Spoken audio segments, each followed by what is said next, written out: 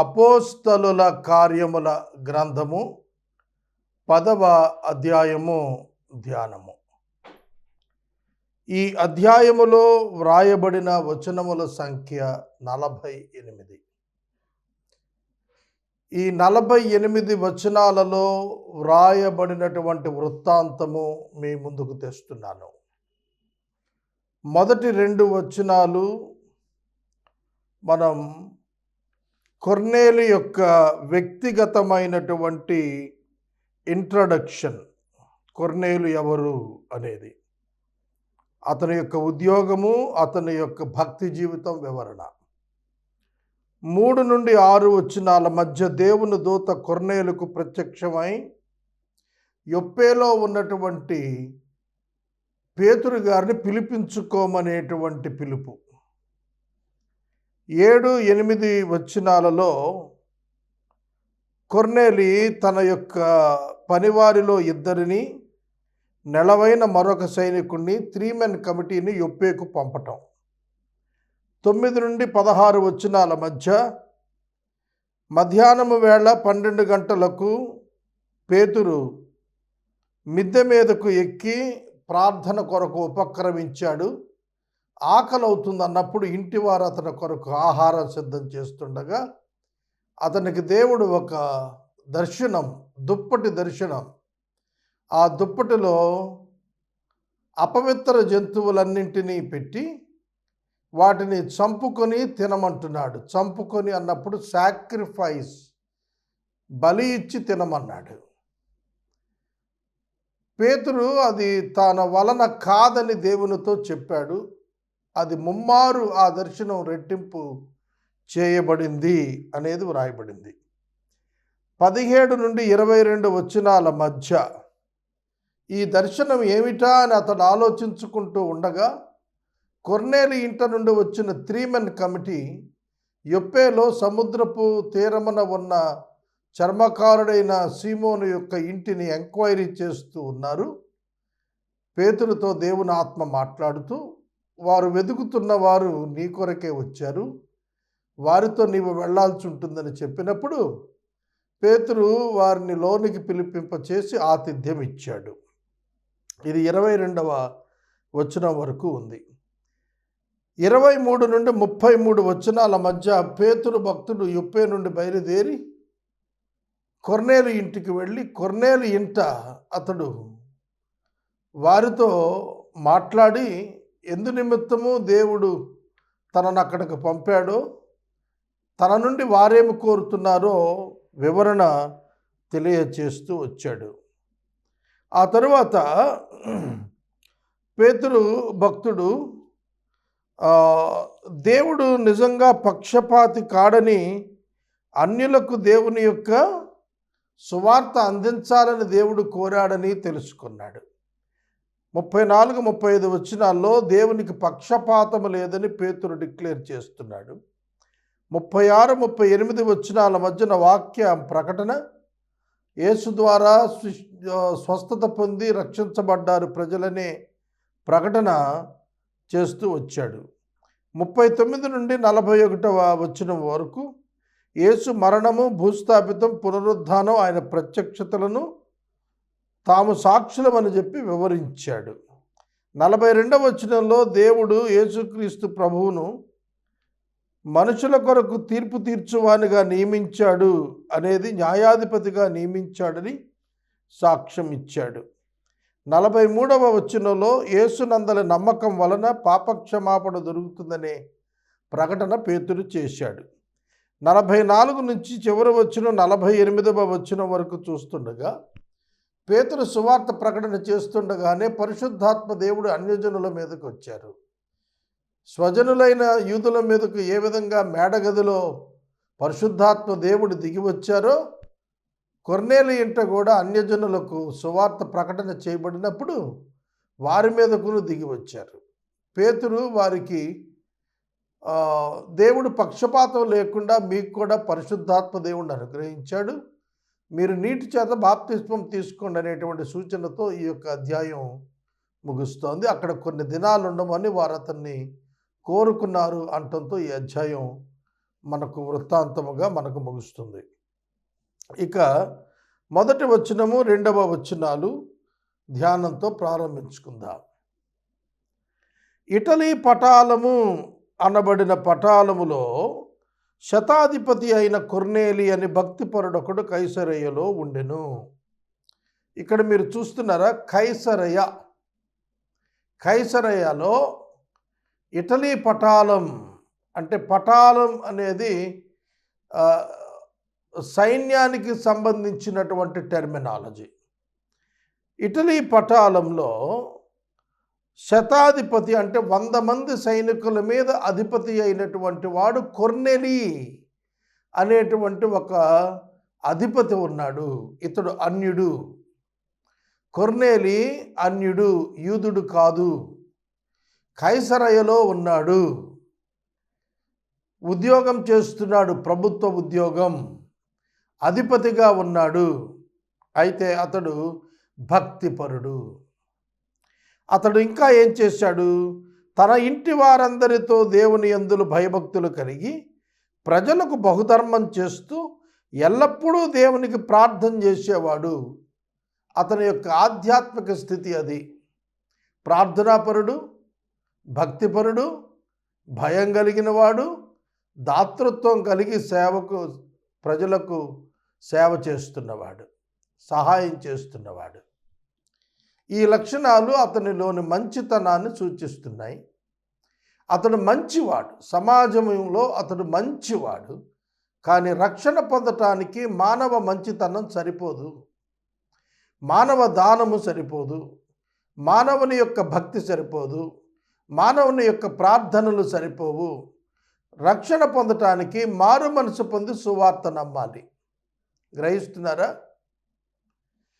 యేసుక్రీస్తు ప్రభువారు చనిపోయినప్పుడు అరిమతయి యోసేపు అనేటువంటి వ్యక్తి ఆయనకు సమాధిని ఇచ్చాడు. ఈ అరిమతయి అనే ఊరికి చెందిన యోసేపు సజ్జనుడు, నీతిమంతుడు అని వ్రాసి ఉంది బైబిల్ గ్రంథంలో. అతనికి ఏ క్వాలిటీస్ ఉన్నాయో అలాంటి క్వాలిటీసే ఇతడు కూడా కలిగి ఉన్నాడు. కాబట్టి వ్యక్తులు తమ యొక్క సొంత క్వాలిటీస్ వలన దేవుని రాజ్యం చేరలేరు. అతను ఎంత భక్తిపరుడైనా, అతను ఎంత దేవుని పట్ల భయం కలిగిన వాడైనా, అతడు పేదల పట్ల ఎంత దాన కార్యాలు చేసినా, అతని యొక్క ప్రార్థనలు నిరంతరం కొనసాగినా అతడు పరలోకానికి వెళ్ళలేడు. పరలోకానికి వెళ్ళాలి అంటే రక్షణ పొందాలి. యేసుక్రీస్తు నామమునందలి విశ్వాసం ద్వారా తప్ప పరలోకానికి వెళ్ళరు. గ్రహిస్తున్నారా? కాబట్టి అతని యొక్క వ్యక్తిగతమైనటువంటి జీవితం ఎంతో శ్రేష్టమైనటువంటిదిగా, అర్హతలతో కూడినటువంటిదిగా కనబడుతోంది. దేవుడు అతనిని రక్షించాలి అని అనుకున్నప్పుడు సువార్త ప్రకటన చేత అతనిని రక్షించటానికి దేవుడు ప్రణాళిక కలిగి ఉన్నాడని మనకు అర్థమవుతోంది. ఇక 3వ వచనం, పగలు ఇంచుమించు 3 గంటల వేళ దేవుని దూత అతని యొద్దకు పంపబడ్డాడు. అతడు వచ్చి కొర్నేలి అని పిలుచుట దర్శనమందు తేటగా అతనికి కనపడెను. దర్శనము ఆధ్యాత్మికమైనటువంటి ఒక గొప్ప కార్యం. అది భౌతికంగా అతడు గ్రహించేది కాదు. ఆత్మలో అతనికి దర్శనం అనుగ్రహించబడింది. ఆ దర్శనములో కొర్నేలి అని అతనిని దేవుని దూత పిలవటం అతడు గ్రహించాడు. అతనితో దేవుని దూత మాట్లాడుతూ అతనికి కనబడెను. అతడు దూతను చూచి భయపడి, ప్రభువా ఏమిటి అని అడిగాడు. చూస్తున్నారా? అతడు అన్యుడైన దేవుని దూతను ప్రభువా అని సంబోధించుట చేత గుర్తుపట్టినట్లుగా, దేవుని నుండి వచ్చిన దూతగా గుర్తుపట్టినట్లుగా మనకు అర్థమవుతోంది. అందుకు ఆ దూత, నీ ప్రార్థనలు, నీ ధర్మకార్యాలు దేవుని సన్నిధికి జ్ఞాపకార్థంగా చేరాయి. నీ ప్రార్థనలు, నీ ధర్మకార్యాలు దేవుని సన్నిధికి జ్ఞాపకార్థాలుగా చేరాయి. నేను మరలా చెబుతున్నాను, ప్రార్థనలు, ధర్మకార్యాలు రక్షించలేవు. యేసునామం నందలి విశ్వాసమే రక్షిస్తుంది. కాబట్టి ఇన్ని అర్హతలు కలిగినటువంటి కొర్నేలు యొక్క రక్షణార్థం దేవుడు సువార్త ద్వారా అతన్ని రక్షించడానికి పేతురుని పిలిపించుకోమనే ఒక పిలుపుని ఇస్తున్నాడు. దేవుని దూత సువార్త చెప్పచ్చు కదా. దేవుని దూతకు సువార్త చెప్పే అధికారం లేదు. దేవుడు సువార్త చెప్పే అధికారం దేవుని సేవకునికే ఇచ్చాడు, దేవుని బిడ్డలకే ఇచ్చాడు, రక్షించబడిన వారికే ఇచ్చాడు. కాబట్టి పేతురునే పిలిపించుకోవాలి. పేతురుకు సువార్త చెప్పే అధికారం ఉంది. మీరు సర్వలోకమునకు వెళ్ళి సర్వ సృష్టికి సువార్తను ప్రకటించండి అని ప్రభువారు సువార్తలో ఆఖరి భాగాన ఆయన ఆరోహణ అడుగుతూ శిష్యులకు చెప్పినటువంటి మాట. కాబట్టి సువార్త ప్రకటన సంఘమే చేయాలి, దేవదూతలు చేయటానికి వీలు లేదు. దేవదూతగా అతడు సువార్థికుడైన పేతుని పిలిపించుకోమనే సలహా వరకు ఇవ్వగలుగుతాడు తప్ప సువార్త ప్రకటించడానికి అతనికి అధికారం లేదు. ఈ విషయాన్ని మనం అందరం గుర్తించాలి. ఇప్పుడు నీవు యొప్పేకు మనుషులను పంపి పేతురును మారు పేరు గల సీమోనును పిలిపించుము. దేవునికి మనమందరము మరుగుగా కాక కనబడుతూ ఉన్నాము. యొప్పేలో చర్మకారుడైన సీమోను ఎంట పేతురు ఉన్నాడని దేవునికి తెలుసు. నీవెక్కడ ఉన్నావో దేవునికి తెలుసు. ఏదైనా వనములో చెట్ల మధ్యన ఉన్న ఆదామును దేవుడు ఎరిగినవాడే, చెట్టు కింద ఉన్నటువంటి నతానీయేలును ఆదాము దేవుడు ఎరిగినటువంటి వాడే, చెట్టు పైన ఉన్నటువంటి జక్కయ్యను దేవుడు ఎరిగి ఉన్నవాడే, యొప్పేలో చర్మకారుని ఇంట ఉన్నటువంటి సీమోను పేతురును కూడా దేవుడు ఎరిగి ఉన్నవాడే. నీవే స్థలములో ఉన్నా దేవుడు కన్నులు నిన్ను చూస్తున్నాయి. ఆయన కన్నుల నుండి నీవు ఎస్కేప్ కాలేవు, తప్పించుకోలేవు.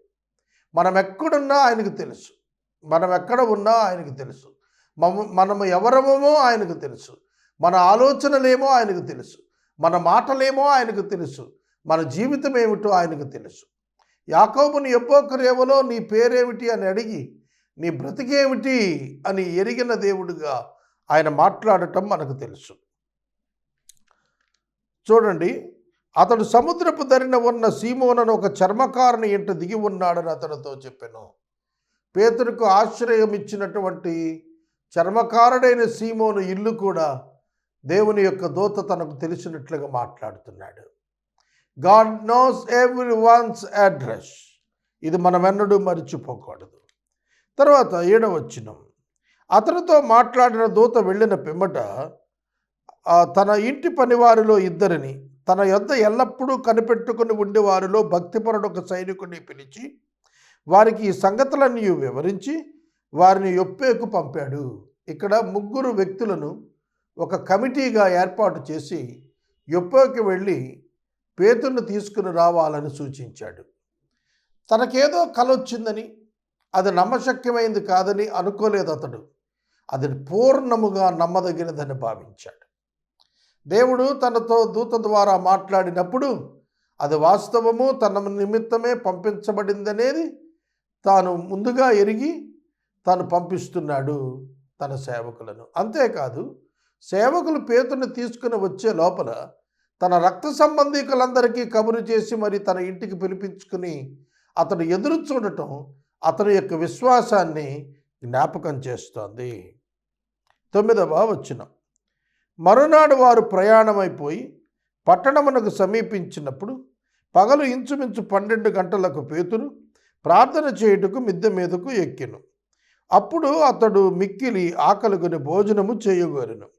ఇంటివారు భోజనం సిద్ధం చేస్తున్నారు. అతడు పరవశుడై ఆకాశము తెరవబడుటయు 4 చెంగులు పట్టి దింపబడిన పెద్ద దుప్పటి వంటి ఒక విధమైన పాత్ర భూమి మీదకు వచ్చుటయు చూచెను.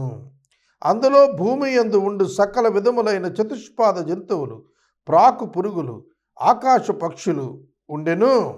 అప్పుడు పేతురు, నీవు లేచి చంపుకొని తినుమని ఒక శబ్దము అతనికి వినబడెను.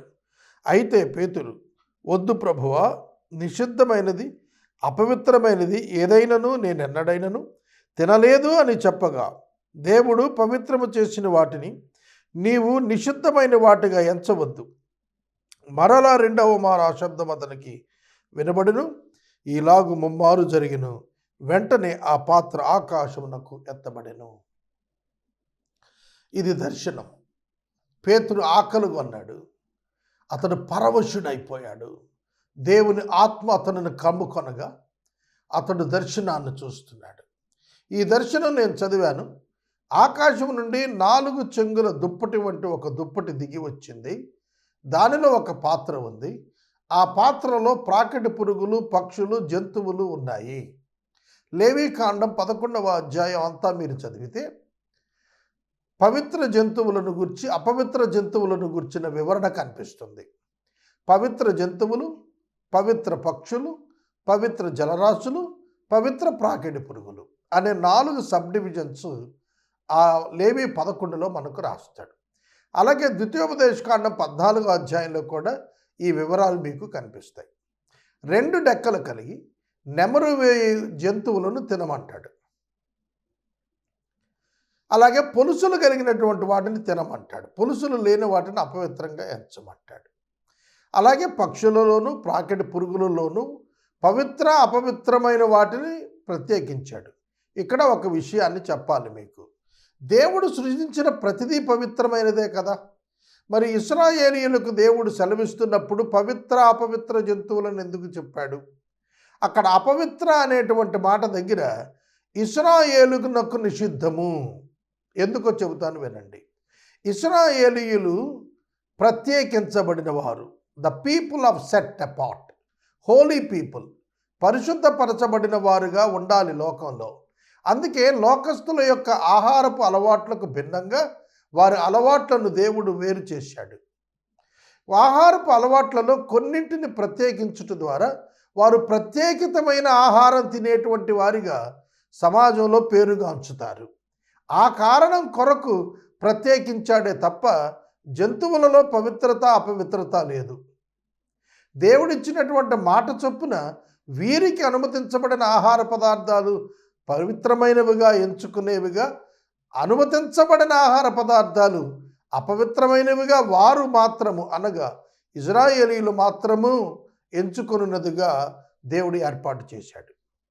అన్యజనులకు అంతా ఒక్కటే. ఇజ్రాయేలీయులు మాత్రమే పవిత్ర, అపవిత్ర జంతువుల యొక్క డిస్టింక్షన్, ఆ వ్యత్యాసాన్ని, డిఫరెన్స్ను కలిగి ఉన్నారు. మిగతా వారు ఆ వ్యత్యాసం లేకుండా తినేస్తారు. కనుక ఇక్కడ ఇశ్రాయేలు యొక్క ప్రత్యేక జీవితం కొరకు ఏర్పరచబడిందే తప్ప అక్కడ జంతువులలో పవిత్ర, అపవిత్రాలు ఉన్నాయని అర్థం కాదు. దీనిని తప్పక మనం అర్థం చేసుకోవాలి. ఈ చతుష్పాద జంతువులు, ప్రాకే పురుగులు, ఆకాశ పక్షులు, వీటిని చంపుకొని తిను. చంపుకొని అంటే కిల్ అండ్ ఈట్ అని రాస్తుంది ఇంగ్లీష్లో, కానీ దాని ఒరిజినల్ భావన sacrifice and eat. Sacrifice and eat అంటే బలి అర్పించి తిను అని ఉంది.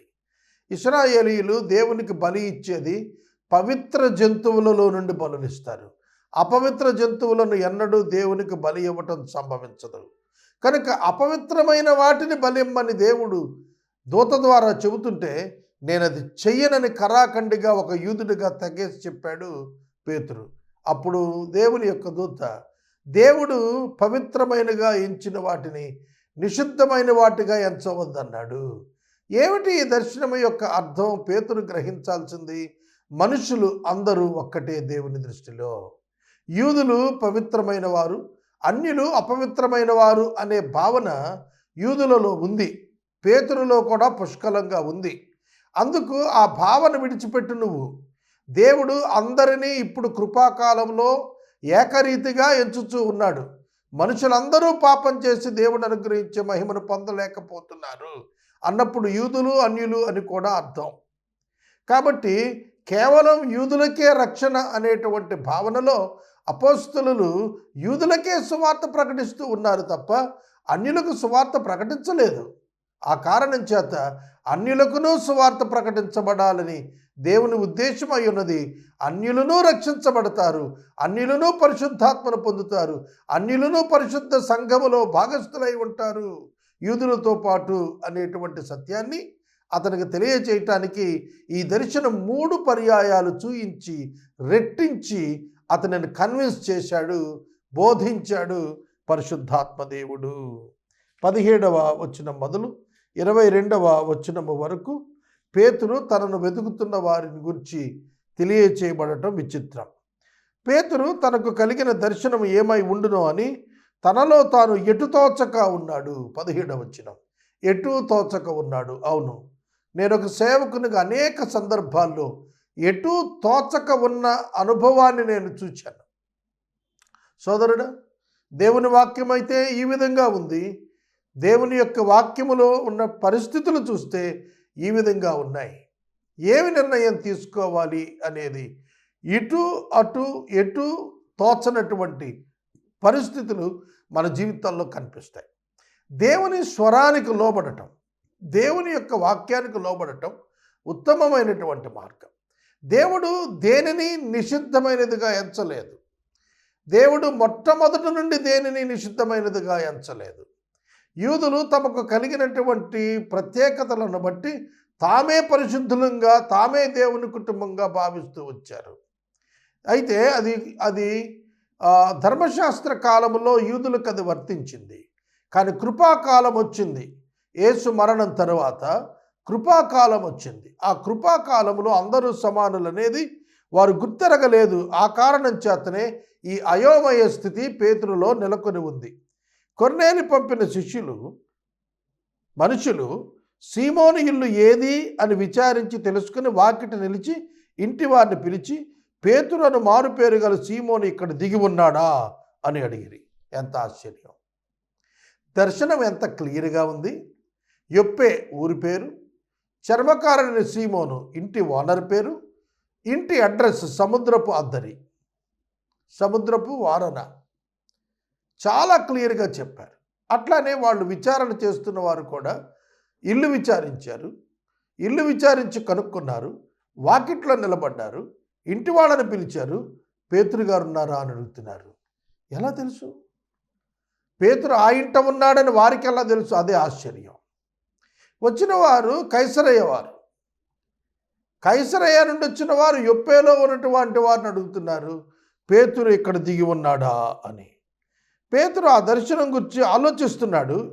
మేడగదిలో పైన ఆయన మిద్దె మీద కూర్చుని ఆలోచన చేస్తున్నాడు.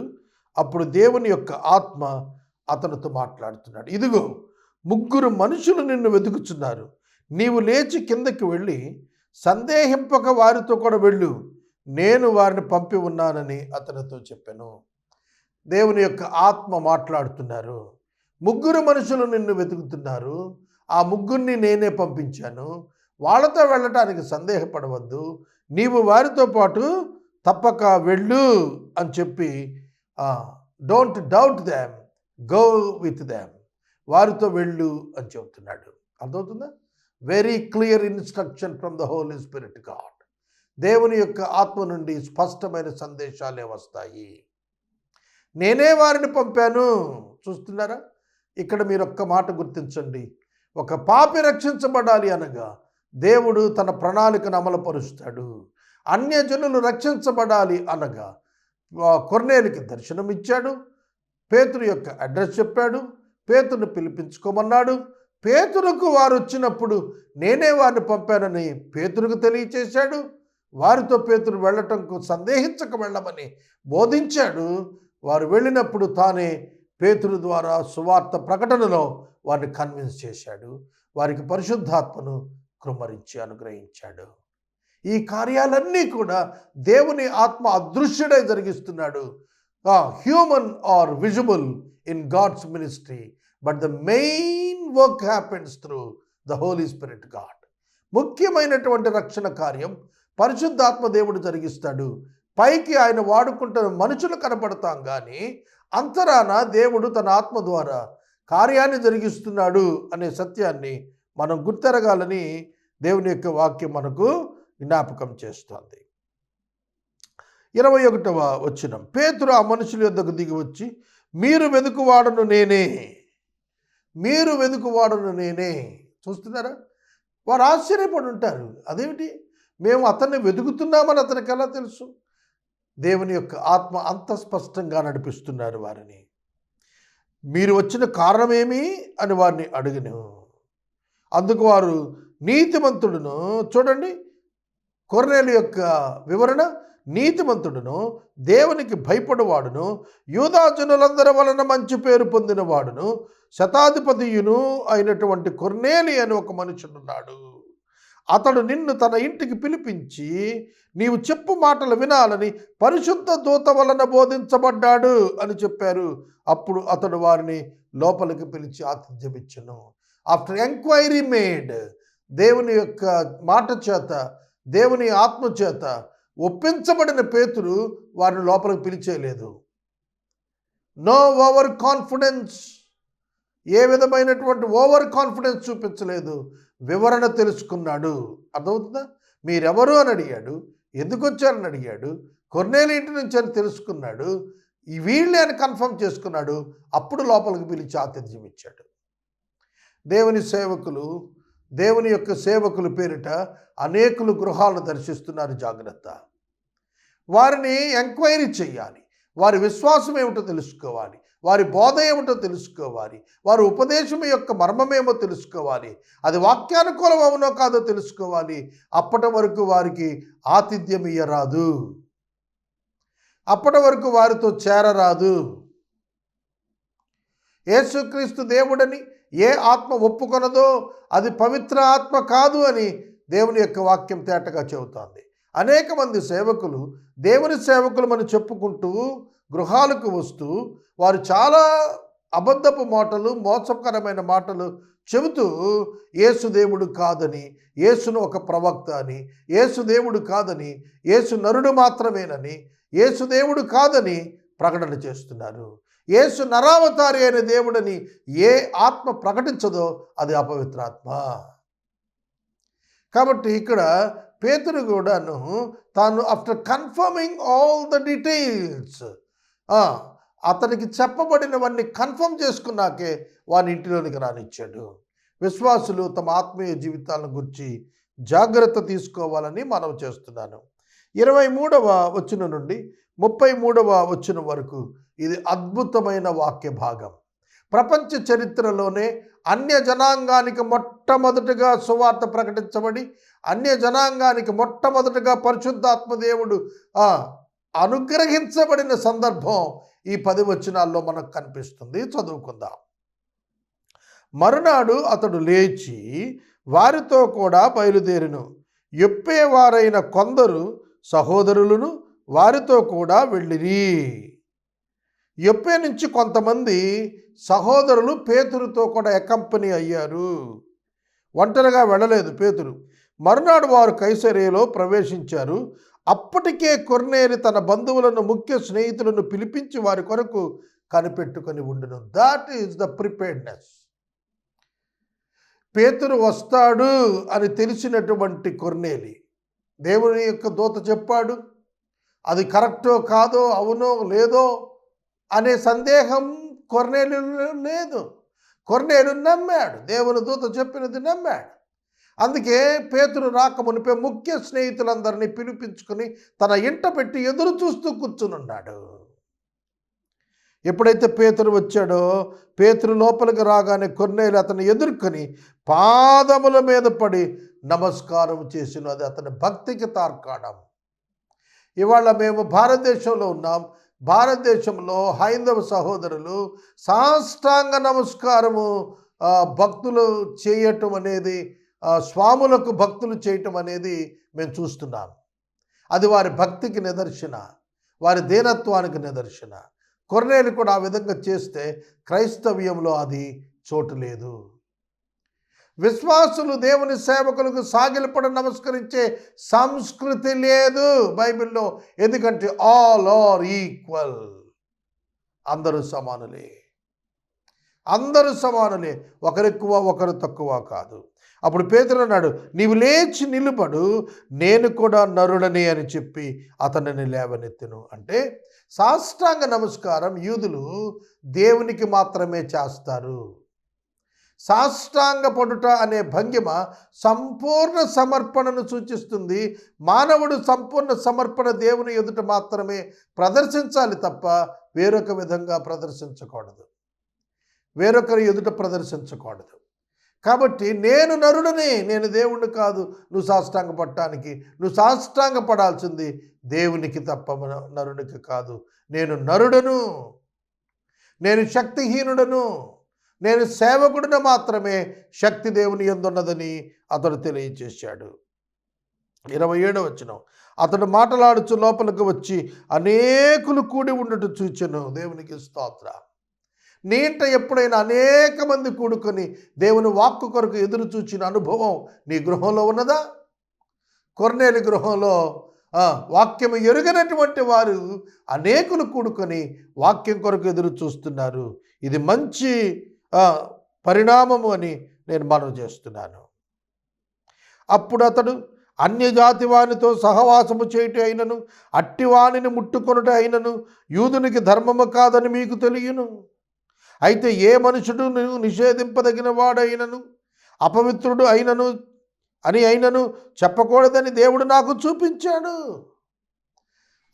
ఆ యొక్క 4 చెంగుల దుప్పటి దర్శనం అదే. ఏ మనుషుడు నిషేధింపదగిన వాడు కాదు. దేవుని చేత ప్రతి మనుషుడు అంగీకరింపబడుటకు సిద్ధముగానే ఉన్నాడు అని చెప్పి దేవుడు నాకు చూపించాడు. కాబట్టి నన్ను పిలిపించినప్పుడు అడ్డమేమయో చెప్పక వచ్చి తిని. యూదులైతే రారు, కానీ యూదుడైనటువంటి పేతురు వచ్చాడు అంటే అది దేవుడు అతనికి బయలుపరిచినటువంటి ట్రూత్ను బట్టి వచ్చాడు. అందుకే నేను ఆటంకం చెప్పలేదు, అడ్డు చెప్పలేదు. అన్యులైన మీ యొద్దకు నేను వచ్చాను. ఇప్పుడు మీరు నాకు చెప్పండి, నన్ను ఎందుకు పిలిపించారు అని అడిగాడు. అందుకు కొర్నేలి తనకు కలిగిన దర్శనం చెప్పాడు. 4 దినాల క్రిందట పగలు 3 గంటలప్పుడు ఈ వేళ వరకు నేను ఇంట ప్రార్థన చేస్తున్నాను. ఎవరికి ప్రార్థిస్తున్నాడు? కొర్నేలి అన్యుడైనప్పుడు కొర్నేలికి యెహోవా దేవుడు తెలుసా? తెలియదు. కానీ అతను ప్రార్థిస్తున్నాడు. ప్రార్థన చేస్తున్నప్పుడు దేవుడు ఆ ప్రార్థన వింటున్నాడు. ప్రకాశమానమైన వస్త్రాలు ధరించిన వాడు ఒకడు నా ఎదుట నిలిచాడు. కొర్నేలి నీ ప్రార్థన వినబడింది అన్నాడు. ఎవరికి చేస్తున్నాడు కొర్నేలి ప్రార్థన? That was unknown here. అతడు ప్రార్థనలు, అతడు ధర్మకార్యాలు ఎవరికి చేస్తున్నట్లు? ఒకవేళ అతనికి యెహోవా తెలుసుంటే కనుక అతడు కూడా బలులనిచ్చే సంప్రదాయాల్లో దేవునికి యెరూషలేముకు వచ్చేవాడు కదా. కనుక అతని యొక్క విధానాలు చూచినప్పుడు అతడు అన్యుడని చెప్పబడుతున్నాడు. అన్యుడని తెలియకయే అతడు చేస్తున్న ప్రార్థన దేవుడు వింటున్నాడు. ఒక మనిషిని దేవుడు రక్షించాలి అని అనుకున్నాడు అంటే అతను దేవుని యొక్క సంకల్పంలో ఉన్నాడు. దేవుని సంకల్పంలో ఉన్నటువంటి వాడు దేవుణ్ణి వెతుకుతూ ఉంటాడు. దేవుని వెతుకుతూ ఉన్నవాడు నిజముగా వెతుకుతున్న వాడిని దేవుడు దర్శిస్తాడు. దేవుడు అతని రక్షణార్థమైనటువంటి మార్గాలను అతని ఎదుటకు తీసుకొని వస్తాడు. అతడు దాన్ని గుర్తించి లోబడితే రక్షించబడతాడు. కనుక సువార్త ఈరోజు ప్రకటించబడుతోంది అని అంటే సర్వలోకాన్ని దేవుడు ప్రేమించి వారు దేవుని వెతుకుతున్నారని చెప్పి వారికి తన యొక్క ప్రత్యక్షతను సువార్త ద్వారా అందించడానికి దేవుడు సువార్తికులను పంపిస్తున్నాడు. ఈ సత్యాన్ని లోకం గుర్తెరగాలి.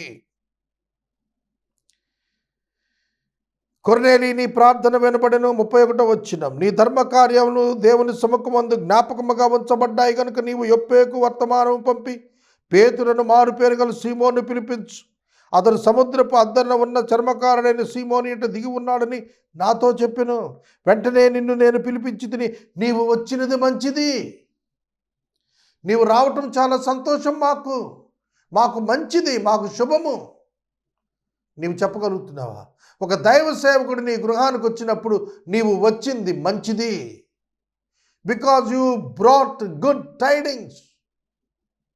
నీవు మా కొరకు మంచి లేఖార్థములను తీసుకుని వచ్చావు, నువ్వు దైవ సేవకుడు, నీవు రావటం మాకు మంచిది అని వాళ్ళ సేవకులంగా ఉన్నవారిని గురించి చెప్పగలుగుతున్నామా? ఒక సేవకుడు ఒక గృహానికి వచ్చినప్పుడు రకరకాలుగా తెలుస్తున్న విశ్వాసులు ఈ దినాల్లో కనిపిస్తున్నారే.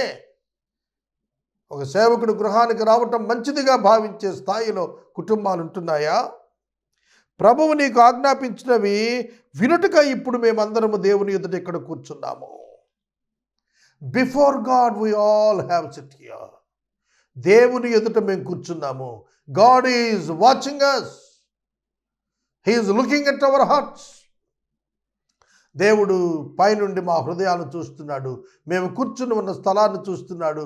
దేవుని ఎదుట కూర్చున్నట్లుగా మేము ఇప్పుడు నీవు చెప్పింది వినటానికి కూర్చున్నాము. అందుకు పేతురు నోరు తెరిచి ఇట్లు మాట్లాడుతున్నాడు, దేవుడు పక్షపాతి కాడని నిజముగా గ్రహించి ఉన్నాను. ఈ భక్తులిద్దరి యొక్క సంభాషణలో ఎటువంటి మధురమైన అంశాలు దొరుకుతున్నాయి. దేవుని పట్ల ఎటువంటి ఘనమైనటువంటి రుజువులు దొరుకుతున్నాయి. దేవుని యొక్క ప్రేమ తార్కాణం వీరి మాటల్లో వ్యక్తీకరించబడుతోంది. ఇదిగో నేను చెబుతున్నాను, నిజముగా దేవుడు పక్షపాతి కాడు. 2వ అధ్యాయం అపోస్తుల కార్యాల గ్రంథములో సంఘ స్థాపన కొరకు యెరూషలేములో ప్రసంగం చేసిన ఆ పేతురు గారు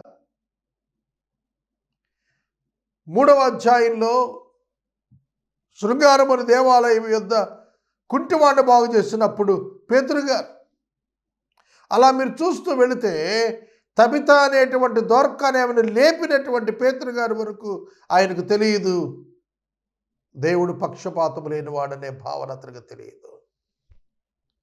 ఎప్పుడైతే కొర్నేలి ఇంటికి అతడు వచ్చాడో దేవుని యొక్క ప్రత్యక్షమైన ఆ సంకల్పం తెలుసుకోగలిగాడో వెంటనే డిక్లేర్ చేస్తున్నాడు, గాడ్ హ్యాజ్ నో పార్షియాలిటీ. దేవునికి పక్షపాతము లేదు అని నేను నిజముగా గ్రహించాను. ప్రతి జనములోనూ ఆయనకు భయపడి నీతిగా నడుచుకునే వారిని ఆయన అంగీకరిస్తాడు.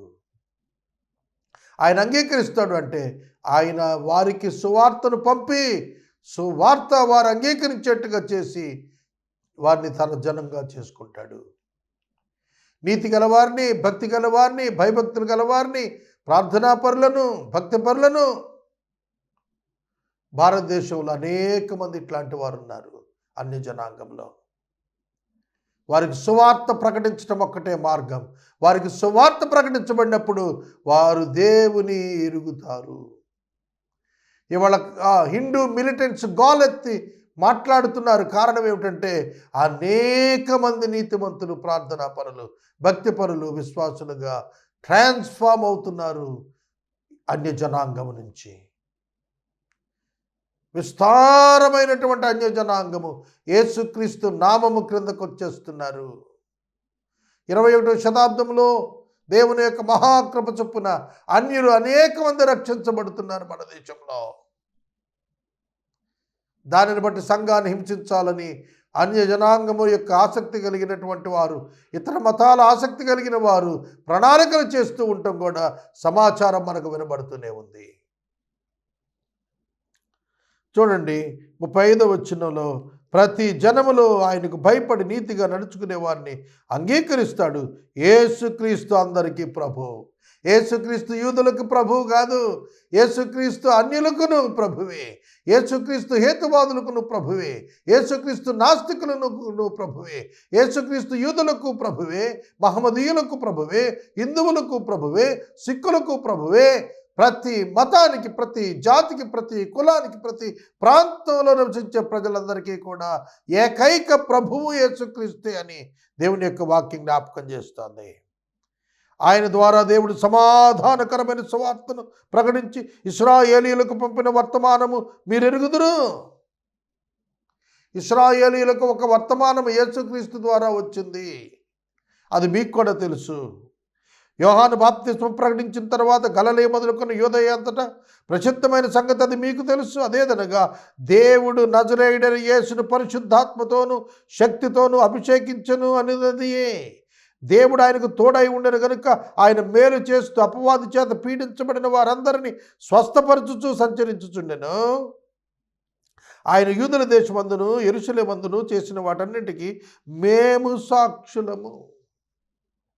ఆయనను వారు మ్రానును వేలాడదీసి చంపిరి. దేవుడు ఆయనను 3వ దినమున ప్రజలందరికీ కాక దేవుని చేత ముందుగా ఏర్పరచబడిన సాక్షులకే, అనగా ఆయన మృతుల్లో నుండి లేచిన తర్వాత ఆయన కూడా అన్నపానములు పుచ్చుకున్న మాకే ఆయన ప్రత్యక్షముగా కనబడినట్లు అనుగ్రహించెను. మేము ఆయనకు సాక్షులము. ఆయనను వేలాడదీసి చంపారు, 3వ దినాన దేవుడు లేపాడు, ఆయన మాకు ప్రత్యక్షమయ్యాడు. ఆయన ప్రత్యక్షతలకు మేము సాక్షులం. యేసుక్రీస్తు యొక్క జీవిత చరిత్ర అంతా కూడా 3 వచనాల్లో చెప్పేశాడు వారి ఎదుట పేతురు గారు. దేవుడు యూదుల మధ్యకు పంపించినటువంటి మెస్సియా యేసుక్రీస్తు, ఆయనే రక్షకుడు, ఆయనకు మేము సాక్షులము అని చెబుతున్నాడు. మాకు మాత్రమే ఆయన ప్రత్యక్షతలు దేవుడు అనుగ్రహించాడు. ఎందుకంటే మేము ఆయనతో అన్నపానములు పుచ్చుకుని ఉన్నాము.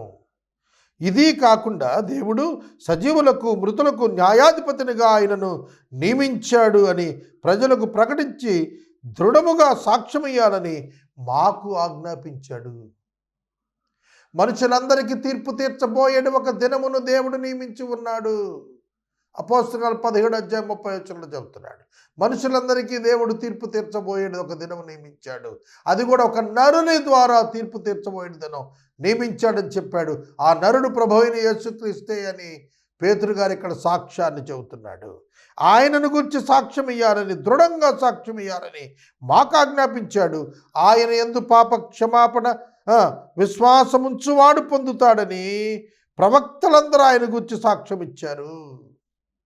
43వ వచనం వెరీ వెరీ ఇంపార్టెంట్ వర్స్. ఆయన యందు విశ్వాసం ఉంచువాడెవడో వాడు ఆయన మూలముగా, ఆయన నామము మూలముగా పాపక్షమాపణ పొందునని ప్రవక్తలందరూ ఆయనను గురించి సాక్ష్యం ఇచ్చారు. పాత నిబంధనలోని ప్రవక్తలు ప్రభువైన యేసుక్రీస్తు వారి నామమున రక్షణ పొందుతారు ప్రజలని, విశ్వసించిన వారు రక్షించబడతారనే సాక్ష్యం కూడా ఇచ్చారు. ఇది ఇజ్రాయేలు యొక్క చరిత్రలో జరిగినటువంటి ఘనమైన ఘట్టాలివి. 44వ వచనం పేతురు ఈ మాటలు ఇంకా చెబుతూనే ఉన్నాడు. దేవునామానికి స్తోత్ర.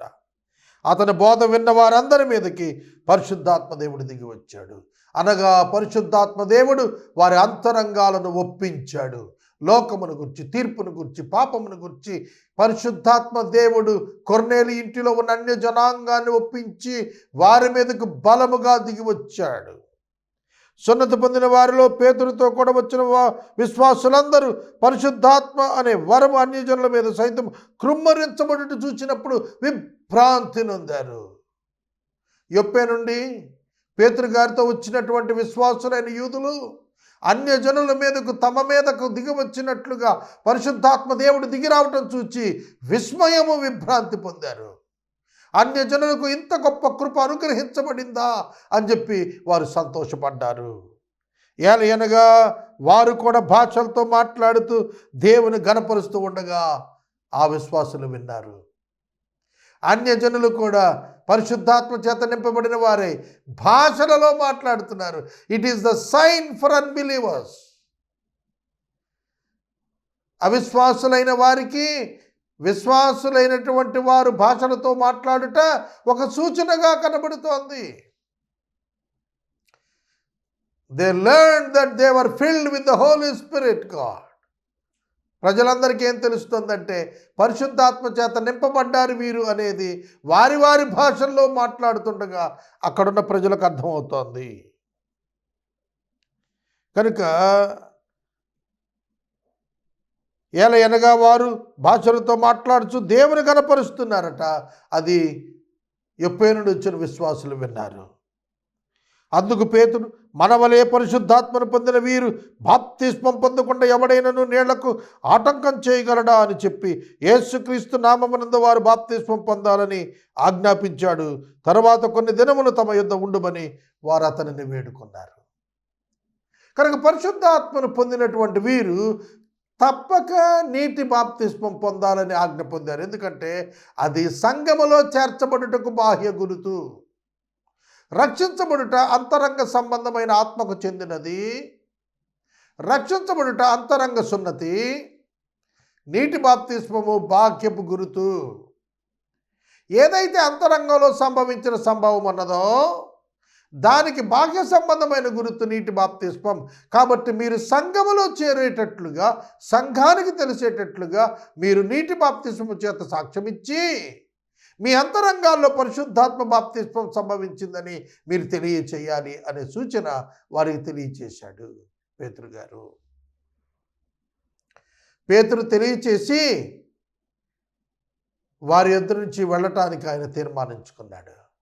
అయితే వారైతే కొద్ది దినాలు ఉండమని బ్రతిమలాడారు. సోదరుడా సోదరి, 10వ అధ్యాయంలో అన్య జనాంగము పరిశుద్ధాత్మ చేత నింపబడి విశ్వాసము చేత పాపక్షమాపణ అనుభవించి దేవుని యొక్క మహిమార్థమై దేవుని భాషలతో ఘనపరుస్తూ వారు కూడా యూదులతో సమానులుగా ఉన్నట్లుగా ప్రకటించబడుతున్నారు. ఇది ఎంత గొప్ప భాగ్యం. అప్పుడు మంద ఒకటి ఉండును అన్న మాట నెరవేరటానికి ఒక ప్రారంభమైనట్లుగా మనం చూస్తాము. అప్పటి వరకే యూదులకు రక్షణ అనుకున్నటువంటి పేతురు మరియు అతనితో వచ్చిన విశ్వాసులు అన్యజనులను రక్షించబట్టం చూచి సంభ్రమాశ్చర్యాలు పొందారు. మనమున్నది 10వ అధ్యాయంలో.